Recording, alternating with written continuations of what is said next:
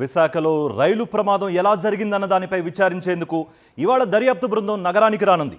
ఇప్పటి వరకు ప్రమాదం ఎలా జరిగిందన్న దానిపై వాల్తేరు డివిజన్ అధికారులు అంచనాకు రాలేకపోయారు. దీంతో రైల్వే జోన్కు చెందిన ఆర్డీఎస్ఓ, ఐసీఎఫ్ బృందాలు విశాఖకు రానున్నాయి. ప్రమాదానికి గురైన 3 కోచ్లను మెయింటెనెన్స్ డిపోకి తరలించగా అధికారులు వాటిని పరిశీలించనున్నారు. రైడ్ ఇదే అంశానికి సంబంధించి మరింత సమాచారం మా ప్రతినిధి నరేష్ అందిస్తారు. నరేష్,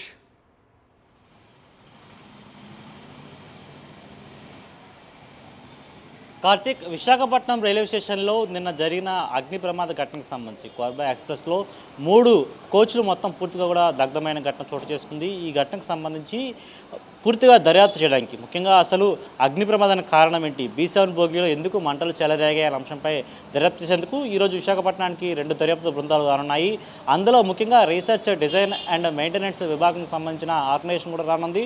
మరోవైపు ఈస్ట్ కోస్ట్ రైల్వే అధికారులు కూడా రానున్నారు. పూర్తిగా ఇప్పటివరకైతే వాల్తేరు డివిజన్ అధికారులకు ఈ అగ్ని ప్రమాద ఘటనకు సంబంధించి అగ్ని ప్రమాద కారణాలపై ఆరా తీసేందుకు వారు ప్రయత్నించారు. కానీ ఎటువంటి అంచనాలు కూడా వారు రీచ్ అవ్వడం పరిస్థితి. ఇలాంటి తరుణంలో ఇప్పుడు దర్యాప్తు బృందం విశాఖపట్నంకి వచ్చిన తర్వాత వారి ముందు ప్రధాన కొన్ని ప్రశ్నలు ఉన్నాయి. వారు ముందుగా ఉన్న ప్రశ్నలు, అసలు B7 బోగిలో అంటే కోర్బా ఎక్స్ప్రెస్ విశాఖపట్నానికి 6 గంటల 30 నిమిషాలు చేరుకున్న తర్వాత సుమారు గంట తర్వాత అంటే మొత్తం 7 గంటల 30 నిమిషాల సమయానికి కోర్బా ఎక్స్ప్రెస్కి పవర్ కట్ చేయడం జరిగింది. అదే ఆ తర్వాత మళ్ళీ దాన్ని రీఫ్రెష్ చేసిన తర్వాత మొత్తం అంతా ఆ బోగిలను సిద్ధం చేసిన తర్వాత ఇంజన్ కూడా మార్చిన తర్వాత అప్పుడు మళ్ళీ మధ్యాహ్న సమయానికి తిరుమలకి బయలుదేరుతుంది. అది ఈ మధ్య గ్యాప్లో 7:30 గంటల తర్వాత 7:30 గంటలకి పవర్ కట్ చేసినట్లయితే పవర్ కట్ చేసి ఉన్న ఎక్స్ప్రెస్లో ముఖ్యంగా ఏసీ కోచ్లో B7 బోగిలో ఎందుకు మంటలు చెలరేగాయి అన్నది ప్రధాన ప్రశ్న ఇప్పుడు దర్యాప్తు బృందం ఎదుట ఉంది. దీనికి సంబంధించి కూడా ఇప్పటికే నిన్న అగ్ని ప్రమాద ఘటన జరిగిన తర్వాత అగ్నిమాపక శాఖ అధికారులు, అదేవిధంగా రైల్వే అధికారులు అందరూ సంయుక్తంగా పనిచేసిన తర్వాత 3 బోగీలలో కూడా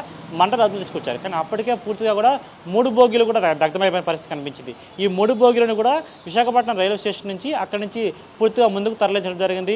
అందులో స్టోరేజ్ చేసిన తర్వాత ముఖ్యంగా దీనికి సంబంధించి మెయింటెనెన్స్ ఎప్పటి వరకు జరిగింది, 6:30 గంటలకు ముఖ్యంగా అక్కడికి విశాఖపట్నం రైల్వే స్టేషన్కి కోర్బా ఎక్స్ప్రెస్ వచ్చిన తర్వాత 7 గంటల 30 నిమిషాలకు ముందే అగ్ని నిప్పురవ్వలు అనేవి చెలరేగాయా, దాన్ని ఎవరు గమనించలేదు. ఎందుకంటే ఏసీ కోచ్లో ఒకసారిగా స్టేషన్కి ఎండ్ ఆఫ్ ద స్టేషన్కి వచ్చిన తర్వాత ఏసీ బోగిలో ముఖ్యంగా పిల్లోస్ కావచ్చు, అదేవిధంగా కర్టన్స్ కావచ్చు, మొత్తం ముఖ్యంగా అన్నీ కూడా మొత్తం అంతా కూడా మార్చివేస్తారు. అలాంటి మార్చివేసే సమయంలో కూడా సేఫ్టీకి సంబంధించి మరోవైపు అక్కడున్న బాయ్స్ కావచ్చు, ఏసీ కోచ్లు ఉన్న బాయ్స్ కావచ్చు, రైల్వే ఎంప్లాయీస్ ఎవరైనా సరే ఆ మంటలు చెలరేగే అంశంపై ఎటువంటి అంచనాకు రాలేదా, వారు ఎటువంటి విషయాన్ని గమనించలేదు, అది కూడా ఇప్పుడు దర్యాప్తు బృందం తేల్చనుంది.